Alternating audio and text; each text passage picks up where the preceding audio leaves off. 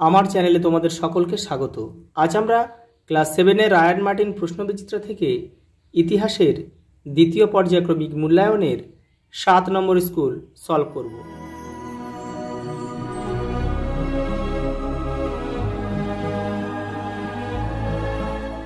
দেখে নাও 7 নম্বর school Baranagar Ramakrishna mission আশ্রম high school. দেখে নাও প্রথম প্রশ্ন, ভারতবর্ষে প্রথম মুঘল বাদশাহ ছিলেন বাবর। সড়কি আজম রাস্তাটি নির্মাণ করেন শেরশাহ। আকবরের মৃত্যু হয় 1605 খ্রিস্টাব্দে।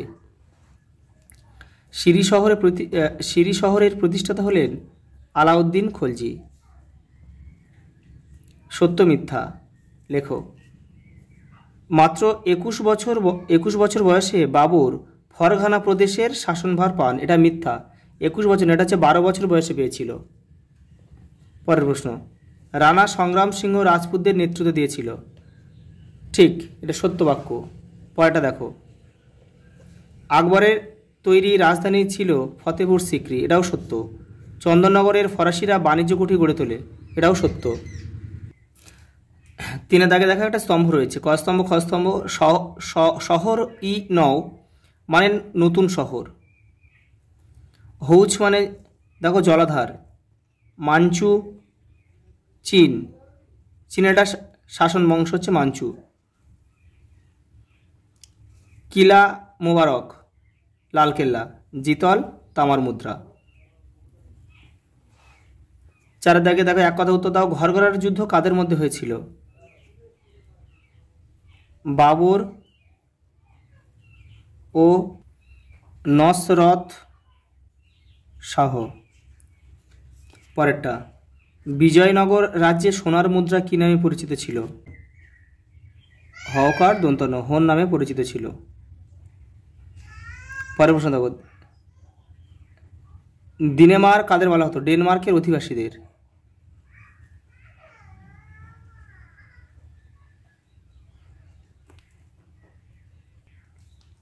পাঁচের দাগে দেখো, উজবেক কারা? মান 2 কিনতে হলে উজবেক কারা? তোমাদের টেক্সটের 69 নম্বর পেজে উত্তরটা রয়েছে।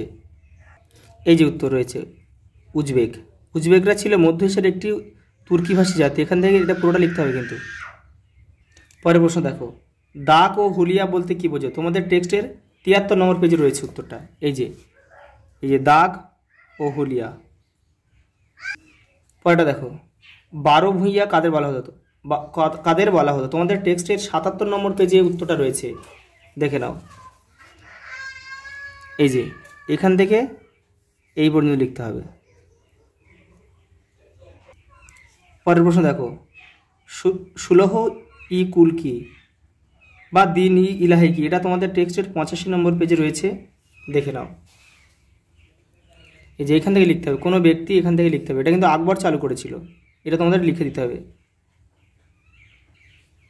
তোমরা এটাও লিখতে পারো, সুলহ কি কুল, এটাও লিখতে পারো পুরোটা। পরের প্রশ্ন দেখো, হুন্ডি কি? তোমাদের টেক্সটের 103 নম্বর পেজে উত্তরটা রয়েছে। এই যে হুন্ডি কি। পরের প্রশ্ন দেখো, মুঘল বাণিজ্যে সরাফদের ভূমিকা কি ছিল? তোমাদের টেক্সটের 103 নম্বর পেজে উত্তরটা রয়েছে। এই যে সরাফ, এখান থেকে এটা।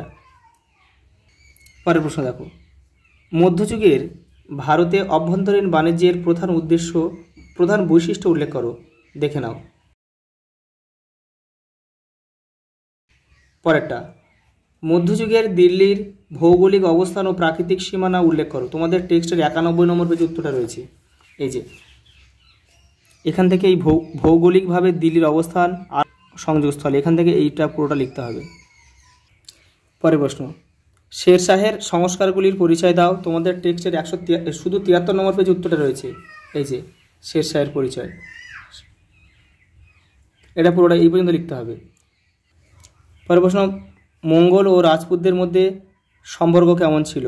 তোমাদের টেক্সটের 80 নম্বর পেজে উত্তরটা রয়েছে।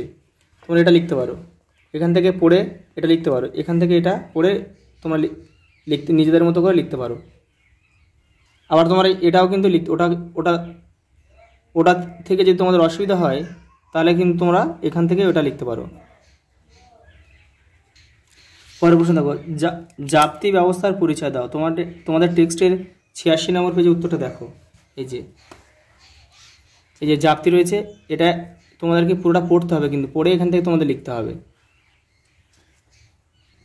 পরের প্রশ্ন দেখো, সুলতানি আমলে দিল্লি শহরে নাগরিক বৈশিষ্ট্য কেমন ছিল? দেখে নাও।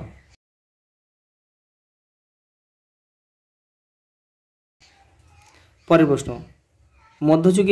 মধ্যযুগের ভারতে দেশ ও বিদেশের বাণিজ্যের পরিচয় দাও। তোমাদের টেক্সটের 102 নম্বর পেজে উত্তরটা রয়েছে। এই যে দেশ ও বিদেশের বাণিজ্য, এখান থেকে পড়ে তোমাদের লিখতে হবে। আজ এই পর্যন্ত, দেখা হবে পরের ভিডিওতে।